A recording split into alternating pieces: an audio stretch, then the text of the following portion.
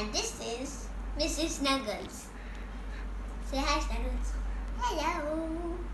Today we're going to read the story called Maximus and the Beanstalk by Damon Harvey, illustrated by David Lopez. I hope you enjoy it. Maximus and the Beanstalk, written by Damon Harvey, illustrated by David Lopez. Maximus had been busy all day helping his mom and dad. He had fed the goose with delicious golden corn. He had picked the vegetables from the garden. He had even helped to mend a hole in the roof of the windmill. "What a good boy," said Mom. Dad gave Maximus a shiny gold penny. Maximus always kept the gold pennies his dad gave for being kind and helpful. At dinner time, Maximus put the shiny gold penny next to his bowl. Mom had cooked a huge pile of sprouts. Dad had made a big jug of his delicious fishy sauce. "Yum," said Maximus. "Sprouts and fishy sauce, my favorite." Maximus was about to take a bite when the cottage began to shake. The table began to rattle.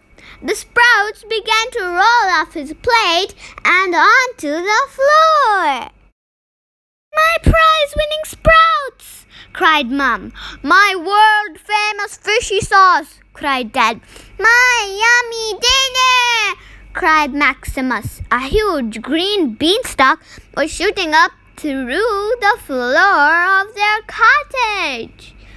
It smashed through their table.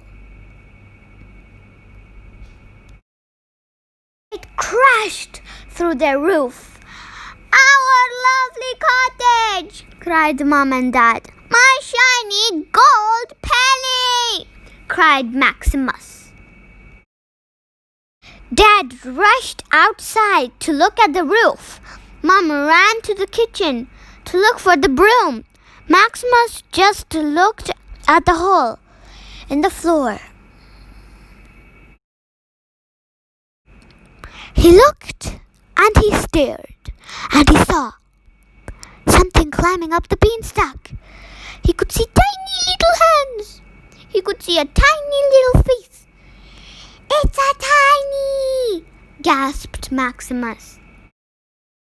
The tiny jumped off the beanstalk and ran across the floor. "Who are you?" asked Maximus. "I'm Jack," shouted the tiny, "and I spy gold." The tiny grabbed Maximus's shiny gold penny. "Hey!" cried Maximus. "That's mine!" The tiny stamped on Maximus's hand and ran off. "Oh, my thumb!" howled Maximus. The tiny was nimble and quick and disappeared down the beanstalk before you could say "fee, fi, fo, fum" or anything else.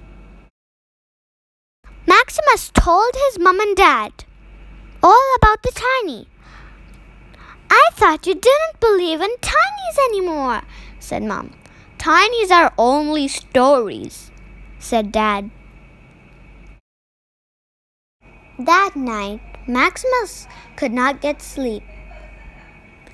He was thinking about the tiny and his gold penny, and his thumb was still sore. So the singing harp sang him songs until he was snoring to his heart's content.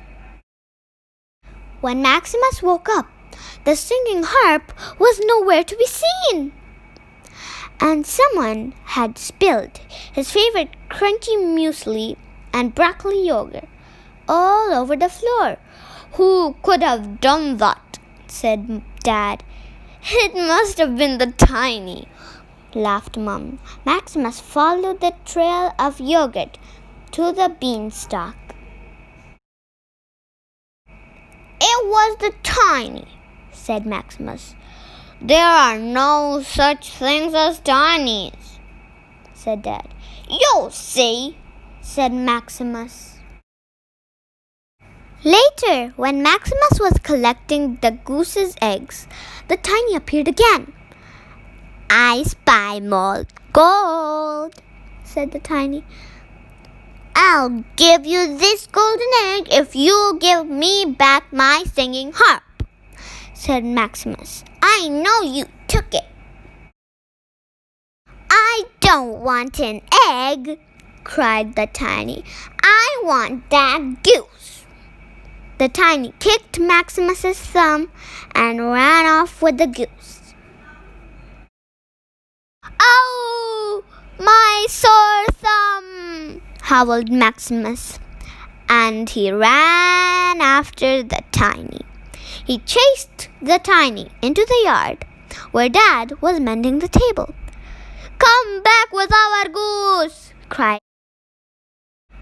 They chased the Tiny into the kitchen where Mum was baking bread. "Come back with our goose!" cried Mum. They chased the Tiny all through the house. But the Tiny was nimble and quick and disappeared down the beanstalk before you could say "Fee, fi, fo, fum" or anything else. This time, Maximus followed him. The Tiny ran into his house and slammed the door.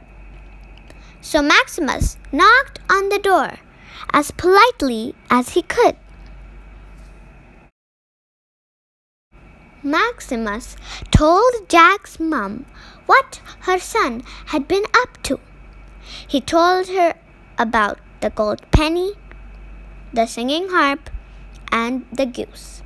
He told her about the mess he had made with the muesli and yogurt. He even told her about his sore thumb.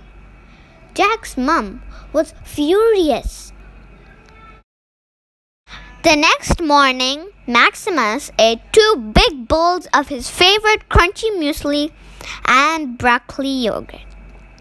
Then he ate 3 pieces of toast covered with his favorite sticky carrot jam. "Don't worry about the mess," said Jack's mum. "Jack will clean it up." The end. Thanks for watching. Don't forget to like, share, and subscribe.